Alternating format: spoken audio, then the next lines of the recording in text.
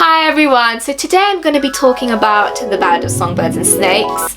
This is an incredible book. I beg your pardon? And apparently YouTube doesn't understand why this is an incredible book, so I'm here to talk about this book. I think that your issue is... But sometimes I feel I'm like... going to tell you what your issue is. I hadn't really planned this video, but Stupid. I'm just going to be giving like a very coherent but maybe disorganized analysis of why this is such a good book. I might miss out some stuff and mess up a bit, but I will be talking in a later video maybe the stuff which I've missed out. So write in the comments down below if I've missed anything. If you want me to talk about something more in depth, I definitely will, because this is definitely not going to be the last video I do on this.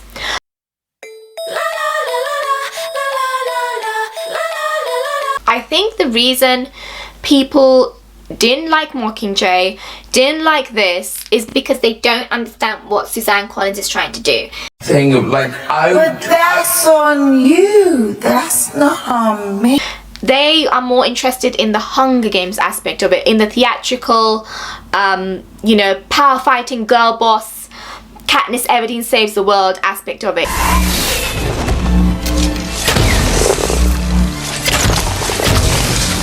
Instead of actually seeing what Suzanne Collins was trying to talk about, which was like about trauma of war, about our viewpoints of war, how those change over time, how war can change all of us. The fact that people didn't like Mockingjay, and I think if you don't like Mockingjay, you won't like this, because it was a very important story she told through Katniss. How war can kill your spirit and kill your soul, and it can tear friendships apart, it can tear you apart. Even the people that you try so hard to save, you might not be able to save when you're in the path of destruction.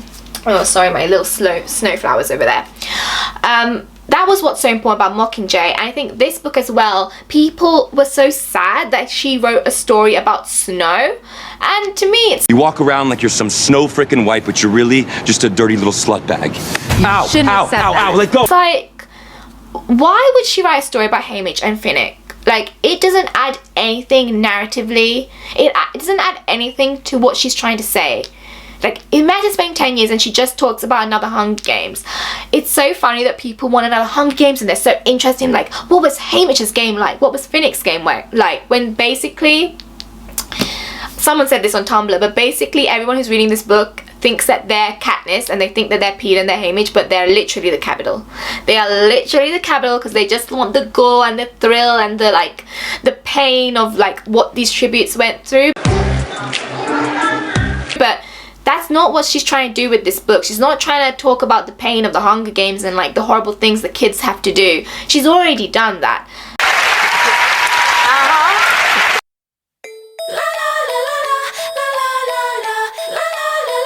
What she's trying to do in this book, and why it's so important, it's in Snow's perspective. It's just trying to kind of talk about the government and why people in power hold on to that power with no conscience, how they look at their citizens, why they think that war is a suitable method of control. You walk around like you're some snow frickin' white, but you're really just a dirty little slut bag. Ow, ow, ow, ow, let go! And she can only do that through Snow. She can only do it through Snow because Snow is not a psychopath, contrary to what people believe. Snow is definitely not a psychopath in this book. But he's very cold, he's very calculated, and he basically chooses himself and the group that he feels a part of over all the citizens of Panem. And that's what's very important, because you realize it's not like there was a character progression. There was also clear choices. His character progresses through the clear choices he makes in this book to preserve his ambition and power over all. Someone said on Tumblr that people ignore the philosophy and Suzanne Collins' exploration of what it means to be human and what a government should treat its citizens, like by calling the Ballad of Songbirds and Snakes boring or bad because it reads like fan fiction. It doesn't. Or because of name dropping. A very interesting take. No Hunger Games fanfiction that I've ever encountered has touched on these ideas. The 5 quotes Suzanne Collins includes before the prologue were very specific and almost like a thesis statement. This is so true. I can't believe people are saying Collins didn't do anything to counter Snow's views within the text, claiming she's irresponsible, when Sejanus and Lucy Gray Baird are obviously meant to be foils to Snow, but also her own voice coming through in the text. Sejanus represents the ideas of what a responsible and caring government should do, while Lucy Gray speaks about how people are inherently good and that people aren't naturally evil or violent. Not Locke. She talks about Thomas Hobbes, Leviathan, John Locke, Rousseau, Williams Wordsworth, and Mary Shelley. And these quotes are so important because it talks about how our government or our social contract with the government is dependent on how we view people. If we view people as inherently bad, we think that we need a kind of government which controls us, which prevents us from acting like beasts. If we believe that people are inherently good, then the social good of the government, the social goodness of the people will come through in its government. So those quotes, I think, really set the tone, and she clearly puts those quotes so that it's more than obvious to people this is what the book is about. I also think that she would have thought the readers of The Hunger Games are now 10 years older, they're adults, so they should be trying to engage critically with the ideas she's trying to put through in this. Offend me? No. Irks me? Yeah.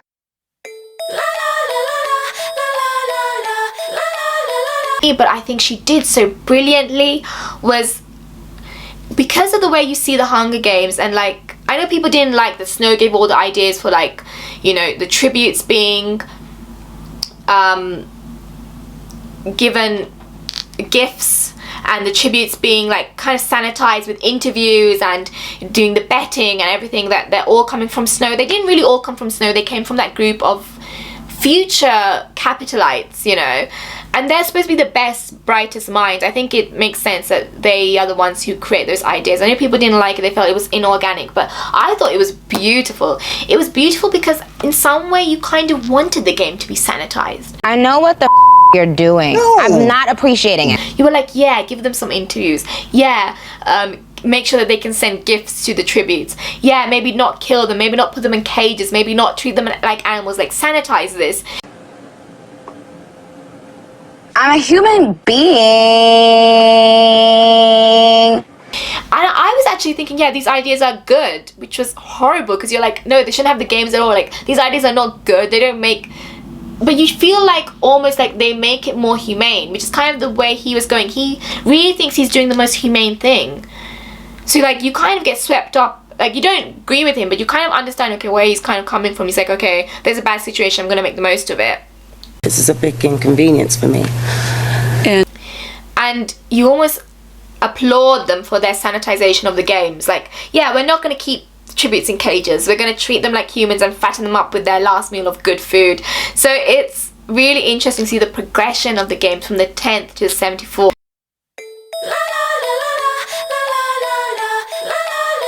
Talking about the ending, a lot of people are ambivalent about the ending of this book. I think it's great we don't know what happens to Lucy Gray. Like, that would freaking taunt this man, not knowing what happened to Lucy Gray, wanting to erase that part of his memory but not being able to, so just forgetting District 12 altogether. I really don't want anything to do with this, and I care about the protection of my family. That would have been, that's epic. Like, you don't really know what happened to her, whether he really killed her or not. And it's left open-ended because Snow could be wrong. She might have never been trying to kill him. Call me when you want to be honest. Because we don't really see anything changing in her character. It's just a change of his cynical, paranoid mind because he can do bad things. He thinks she's capable of doing bad things. Because he's inherently not a good person. Unlike Katniss, who inherently was a good person. She wanted to believe in goodness of people. It's just her, like, that's why in the end of the book she looks at every good thing a person does rather than worrying about all the bad things that they've done to her. So yeah, that I did like that ending a lot in that aspect. That was ambiguous. I just think the way she got us to the lake was stupid.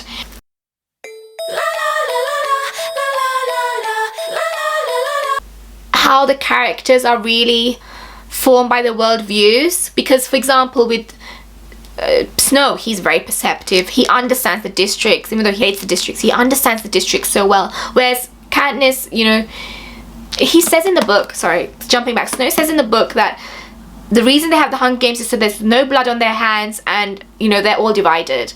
And Katniss slowly starts to realize this throughout the books in the Hunger Games, that who is the real enemy. Remember who the real enemy is. is. The capital is the real enemy. But that's something Snow has always kind of known, that it's them against the districts, and it's because of his position as academic, like in a very educated position, and you know, he's helping with the games, and he's in this really fabulous institute and academy. He understands people's minds and how they work and stuff like that, which is something Katniss had to do. She always took like 5 guesses to understand people's intentions, which By all means, move at a glacial pace. You know how that thrills me. I liked about her, because it showed her innocence and naivety, and showed how she was actually trying to understand people, understand different perceptions, because when you start thinking differently, like, oh, maybe they meant this, maybe they meant this, maybe they meant this, just trying to get into people's minds and really understand them. Even though Snow had a beautiful ability to do that naturally, like he understood people's intentions and why they acted the way they did, he never tried to really change his opinion. Like when Everything you're saying is going in one ear and out the other. Sejanus tries to explain, you know, how hard it is for him to think of himself as part of the capital instead of the district. He doesn't understand. He's just like, psh, you have money. This is the way it is. In that way, Katniss is much more perceptive of a character. She's much more beautiful of a character, and she really shows through this book how narrow-minded people of power are when you have power in that position. And she does it so beautifully. It makes sense, like when we look at the real world with BLM and everything, why some people are just totally detached, and I'm being politically correct. And they have their own, you know, let's not even go into it. But I do not want to comment. That's why this book is so needed. It wouldn't have made sense for that story to come out through anywhere else but through Snow's story. We get to know a bit more about 2 through Sejanus. We get to know that 2 is not a bad district, and it makes us think about the decisions that Gale took. Well, he essentially took with, you know, destroying the nut of the district. Snow was afraid people would go on. Like, total obliteration, no understanding of human life, which actually, in his point of view, when he sees stuff like what Gale did, I don't want to put all the blame on Gale. It's not Gale's fault. He's a 19-year-old boy, but his strategies to blow up the nut, to kill those medics, which I think Snow would have done. He does value life, which we see in this book. He does value life and control.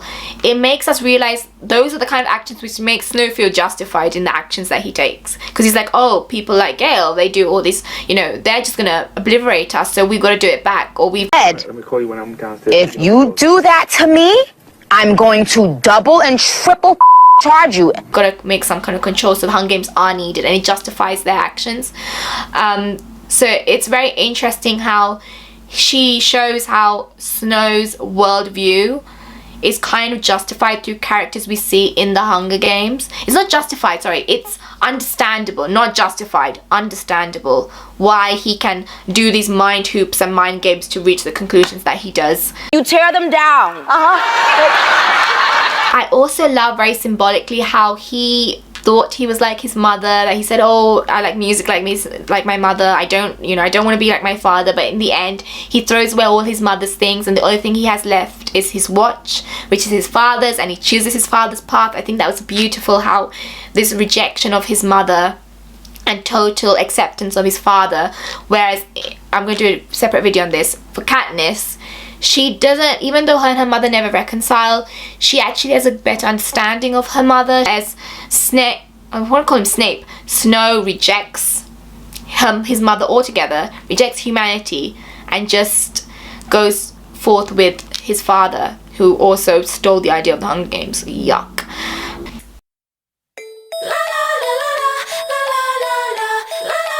A very interesting character, because first you think he's like Peeta, then you think he's like Gale, then you think he's like Katniss because he's like a mix of Peeta and Gale, and then you finally realize, wait a minute, he wants to be a medic, he's really close to his mother, he does really foolish things, and he's supposed to be seen as like nice, and he always has characters coming and saving him, basically Snow saving him. He's prim. This guy's prim. Sejanus is prim grown up. I'm sorry, you guys. That dinosaur has been working my motherfucking nerves all night. In, you know, in whatever world, he's such a great mixture of characters, and it really shows how careful you have to be in this world. Like, that's why at first I thought he was Peeta, but he wasn't Peeta, because Peeta would have been much more careful than talk so openly against, you know, the capital. When Sejanus talks, you know, does all these acts like going into the arena, trying to help all the tribute markers. It really showed, like, that's something, I mean, it's sweet, it's wholehearted, but it's also foolish. It's a very foolish move, because he doesn't think about the consequences it has on the other people who loves him, which I feel is very Prim, because, you know, Prim didn't think when she went to go and get Buttercup when they were bombing, like, what that would mean for Katniss, what that would mean for Gale, what that would mean for her mother if she wouldn't get back there in time. She was just like, yeah, I had to go and get Buttercup, like, this is really important. No problem. Just like Katniss is motivated by Prim, a lot of actions by Snow are motivated by Sejanus in this book. Unintentionally or unwittingly, they are. So he's a great character in this. I love that everything was very, like, you didn't know where the plot was going to go. You literally didn't know where the plot was going to go. You know, him being a mentor, him feeling stuff for Lucy Gray, him reluctantly helping Sejanus, and then finally, despicably, using the goodness of Sejanus' parents to ascend to power. We see his first poisoning. We see his first, you know, really not even manipulative, but psychopathic act. You have to be like a beast. You have to be a beast. That was really beautiful. Like, we do see a proper character progression of someone who seems alright, seems like he's just trying to make his way in the world, but we do sympathize kind of, but we never completely sympathize with him.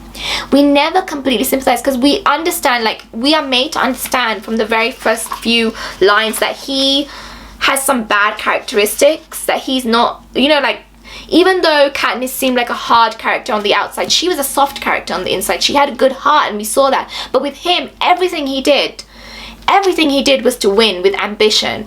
The way he looked down on the districts, calling them the mountain people, calling them beneath him, you know, the way that he looks down on his own cousin for prostitution, the way he looks down on Lucy Gray, but disassociating her from the district so that he could, you know, hold her like a possession. I think you know what you're going to do with that. But that's the thing, you're never meant to, even when he's in a romantic role, you're never meant to feel good about him. You always think of it as like, ugh, like, it's disgusting. Like, you don't want him and Lucy to be together. It's really, like, you're not rooting for them. There's no, like, oh, he's good, or the romance is amazing, and then she betrays him, and then he becomes a horrible person. No, you know from the beginning, he's horrible.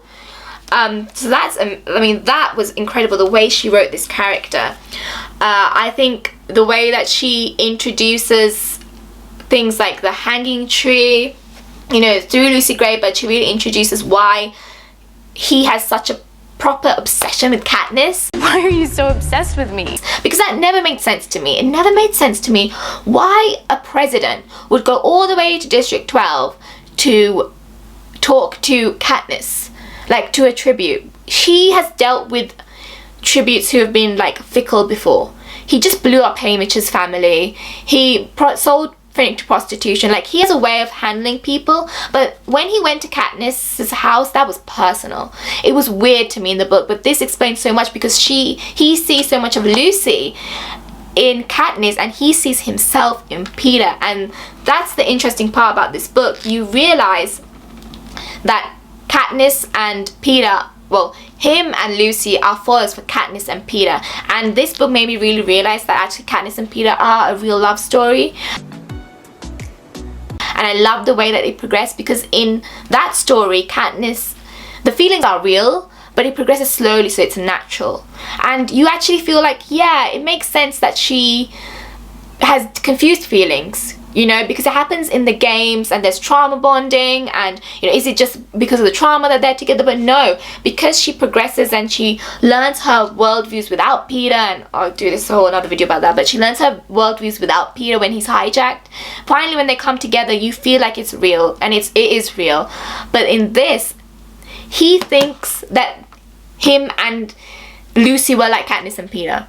He sees Gale in Billy, or he sees Billy in Gale, okay, and he thinks that he actually experienced love, which he never did, because he only treated Lucy as a possession. He says at one point in this book that he feels a connection with Lucy because they were in the games together. It was very Suzanne Collins was obviously trying to refer to Katniss and Peeta, saying that, oh, because we were in the games together, we had that special connection, we have that special trauma which bonds us. But really they don't. Like, even in the book, in this book, Lucy and Snow's world views on what happened in the games and how they view the districts is not the same. And she portrays that beautifully, that even though they kind of both went through the same games, they don't have the same opinion. Everything you're saying is going in one ear and out the other.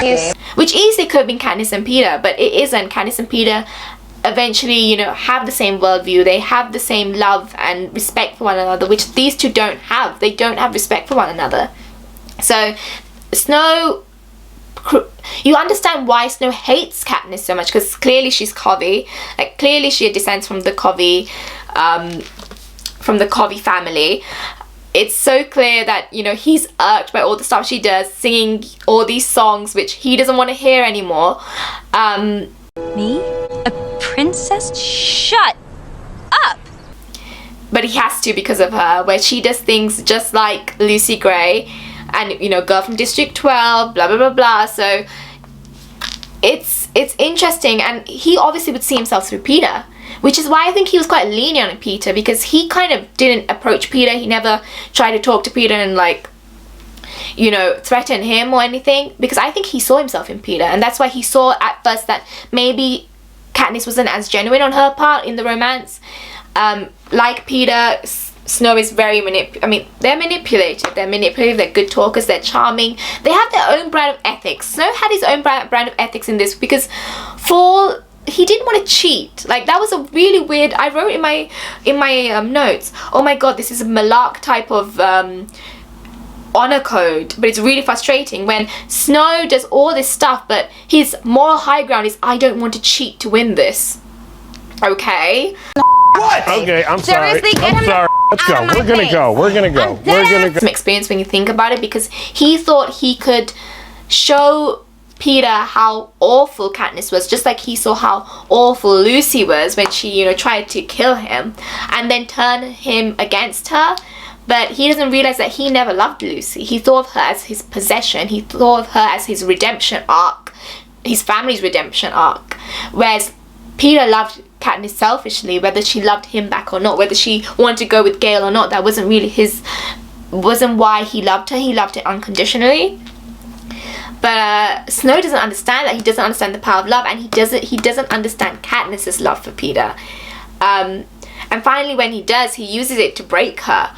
He tries to use it to break her, because he doesn't see love as something which is strong. He sees love as something which he can use to manipulate people, which is why he says, I never want to fall in love again, and he tries to get with, like, these horrible character which he doesn't even like. I am a little ambiguous about the fact that Snow literally sees Katniss as an enemy because of Lucy Gray, because it does take away some of her agency and some of the power of her as a character.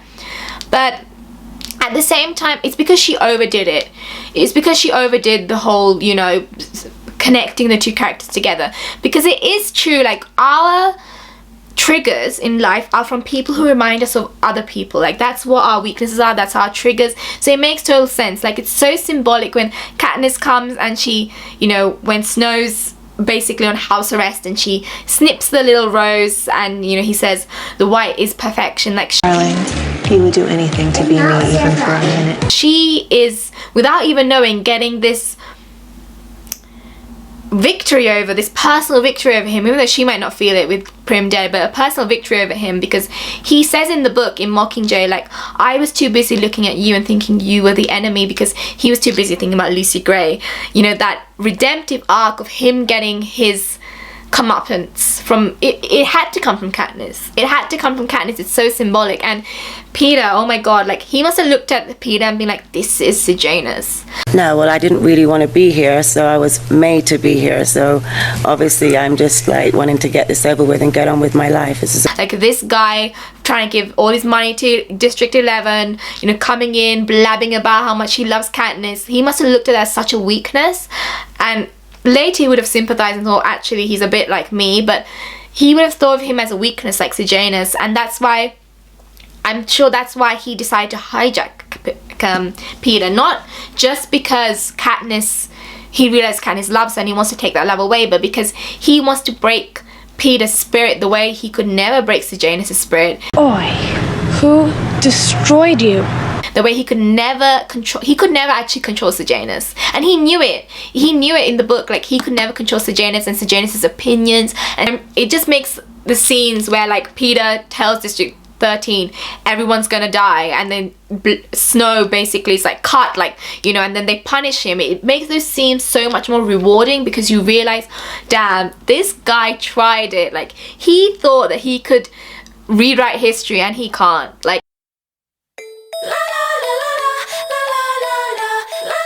okay, so let me talk about what I didn't like about this book and what I think she could have done better to serve the purpose of the story she was trying to tell. Some of the narrative in the latter half was very sloppy. Like, it was not well paced at all. I don't know why Sejanus's execution was written the way it was. Like, it was very third person. I didn't even understand what was going on. I was like, oh, he's being executed now? Okay. I don't think she properly explained how this was at the hands of Snow, like using the Jabberjays and everything. Like, I would have liked a more direct correlation than him just being taken away. Don't do it. Don't do it. There was a lot of pacing which was off, like the shed scene, suddenly he's killing someone. I'm like, oh, you're killing someone, okay. You've killed 2 people now. Him going off with Lucy Gray, and then suddenly he's like, oh, I don't think I want to be here. Like, I understand she was, okay, this leads me to my next point. She was trying too hard to link everything back to the Hunger Games, the original trilogy. Like, you really didn't need that scene at the lake, but she wanted to do it so that she could use the snakes and she could have this, you know, her looking for Katniss roots before she betrays him. She wanted that scene, so she somehow led them to that scene. But it was all wrong. It didn't sound great at all. Well, she tried. At least, you know, she... I also didn't like everything was too much tied to the Hunger Games, like, trilogy. Like, okay, you have the hanging tree, great, you have all of this. Do we really need them to be in the meadow? Now you're taking over Katniss and Peeta's place. Do you really need them to be in the lake, which is supposed to be Katniss' sanctuary? It just really irked me. It just felt like he was touching all of Katniss' places. It made me realize that Katniss and Gale could have never run away. They're idiots. Like, he would have found them in a heartbeat. I wasn't done, Steven. I hated that she wrote all those songs. They really were not well written at all, did not add, and there were too many songs. Like, we do not need that many songs.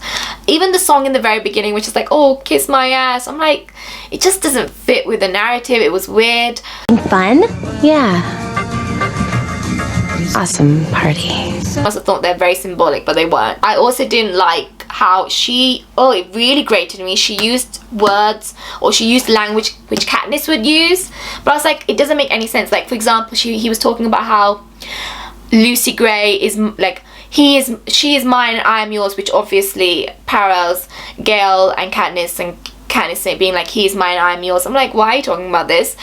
And then she was trying to say, like, Jessup, like, oh, they're the star-crossed lovers at one point when he was like a rabid dog trying to eat Lucy Gray. I'm like, why are you adding the star-crossed lovers part? Like, no one needs this. No one was thinking they were star-crossed lovers except for you. Like, keep your paws off my man. There were too many characters in this book. Like, she didn't need all those characters, and she was trying to be too smart. I think It's diabolical. that was the problem. She was trying to be too smart with, like, Arachne, and, you know, they all are Greek. We can't even go into it. They're all Greek characters. They all have their own backstories, and there's a reason she chose the names that she chose for Clementine and everything. There were too many characters. We did not need to know those names. It was very frustrating trying to remember everyone's name. Like, Ripper and, you know, like, all the tributes. It was too much. Like, your story didn't even need that. You don't really act. You don't sing. You don't dance. You don't have any, forgive me, any talent. But all in all, I think the book sets out to do what it's supposed to do, which is really make you think. This is a book which makes you think. It makes you think whether Snow's, well, you don't think his opinion's correct, but whether he, you know, do people become beasts when they're put into an arena? You beast. Beast? Yeah.